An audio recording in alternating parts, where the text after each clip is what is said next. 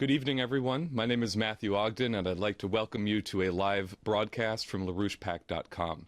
Tonight is February 15th, 2013, and you're joining us for our regular Friday night webcast featuring Mr. Lyndon LaRouche. Tonight in the studio, we have Jason Ross and Leandra Bernstein joining us for the discussion period after Mr. LaRouche's opening remarks. I'm sure what Mr. LaRouche says tonight will be very significant regarding today's developments, so I'd like to give him to you right away.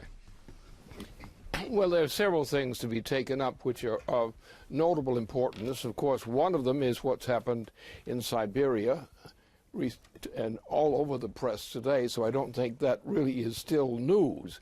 I think there's aspects of it which are newsworthy, which is and news important also. But however, the key thing that faces us internationally, which is still the leading issue throughout the planet, is the question of Glass-Steagall. We have internationally, the relevant crumb bums have all come out and threatened people over the issue of Glass-Steagall, denying it. Now, the answer is, if Glass-Steagall were to be prevented from being instituted, the result would be the greatest hatred ever conceived against the people responsible. Because what the cancellation or the prevention of Glass-Steagall would do would cause a general breakdown crisis of the entire Atlantic system. Now, what you've got on why do these idiots do that? Why do these criminals do that? Because their life, their ego, their sense of identity is located in the great speculation which this represents. But we've come to the point that if they should act as they intend to, and I know what they intend to do, anyone should be able to understand what they intend to do. They signaled it clearly to me. And if I know it, I think some other people also know it. That the effect of their putting Glass-Steagall through would be a general breakdown crisis of the entire world system.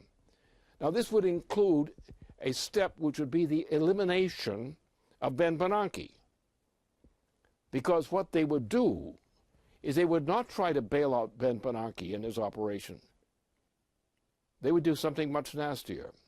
They would dump Ben Bernanke, dump the existing financial system itself, ignore the system they canceled, and put in their own new system, which would mean the vast mass of debt, which is represented by the monetarist operation, would be canceled.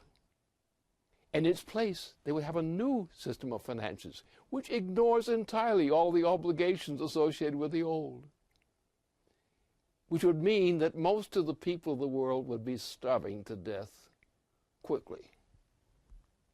This has happened before in certain ways. You had speculation in the 18th century.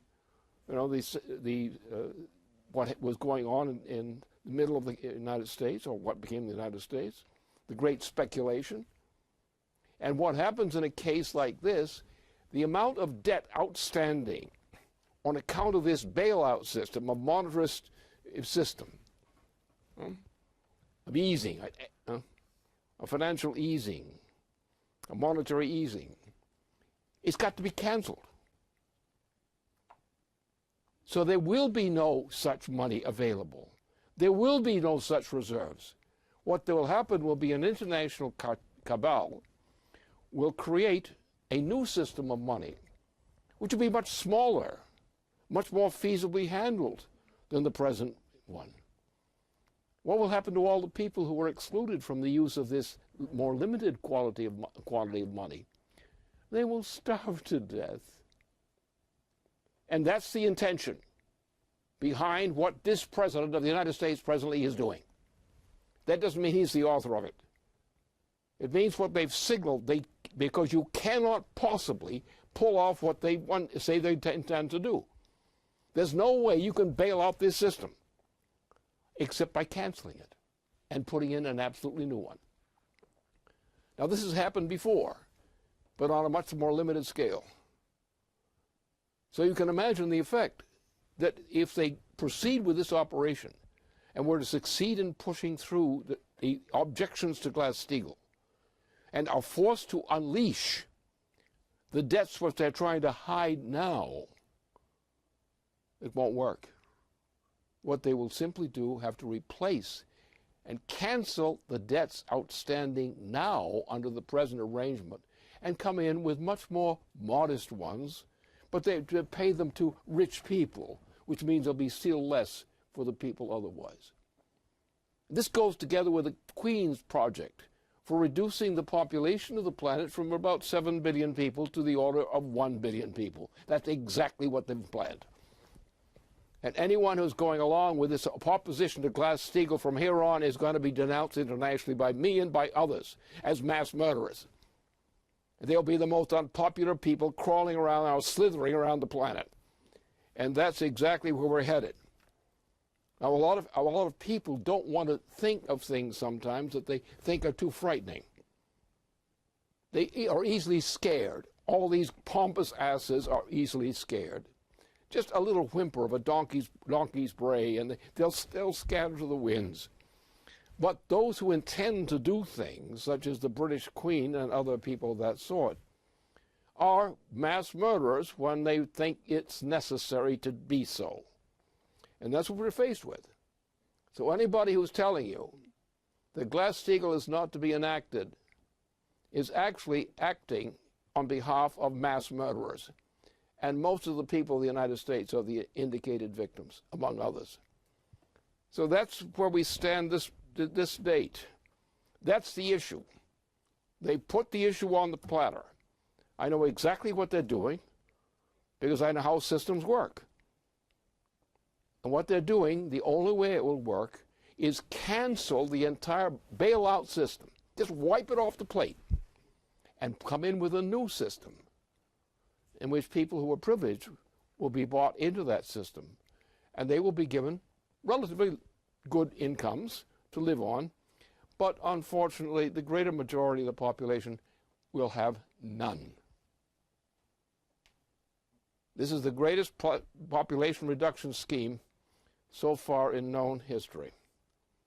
And that's what the policy of the people who oppose Glass-Steagall is, whether they themselves know it or not. But they will be held accountable for the effect of that policy. And that's where we stand. And that's the main issue. Now we have other issues which are of a completely different nature, which are quite popular now because they suddenly blasted their way into our consciences. And it started in places in Russia, where suddenly a swooping thing shot through the atmosphere at extraordinary speeds and made a mess of things for about 1,000 people or more immediately. What this movie has shown is that the entire world system is now subject from outside the immediate vicinity of the Earth, is shooting across our bow and requires a very active SDI operation in order to defend humanity against effects like that, which were demonstrated in Russia today and yesterday. So that's the other issue. So you've got two issues. One, the key issue is if the opponents of Glass-Steagall continue to proceed, they're going to be among the most hated people on the planet. And I don't think the hatred will be in any sense mild. When you are taking a mass of human beings and condemning them to death by starvation and similar means, they ain't going to be happy. And neither will the victims, the new victims, the ones who are considered guilty of this crime, as complicity in this crime. So they better get on to Glass-Steagall real fast, or there's going to be a terrible amount of bloodshed spread around this planet. And those who are saying and threatening people against Glass-Steagall are themselves the imminent targets of vengeance.